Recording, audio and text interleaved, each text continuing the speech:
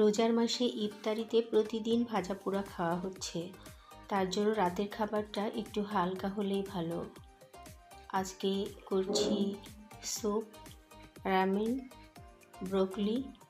ব্রোকলিটা সম্পূর্ণ সিদ্ধ, 2টা কাঁচামরিচ আর সামান্য লবণ দিয়ে ওটা সিদ্ধ করে নিয়েছি। আর নুডলসটাতে আমি শুধু সসটা দিয়েছি, আর কিছু দেইনি, কোনো ডিম বা অন্য কিছু দেইনি। একদম ঝাল ঝাল করে নিয়েছি, এটা খেতে আমার খুব ভালো লাগে।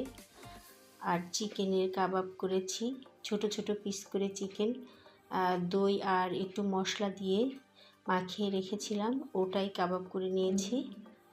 আর এই স্যুপ। আমার ভিডিও যদি আপনাদের কখনো ভালো লাগে তাহলে একটা লাইক কমেন্ট করে দেবেন, যদি ভালো লাগে। ভালো থাকবেন।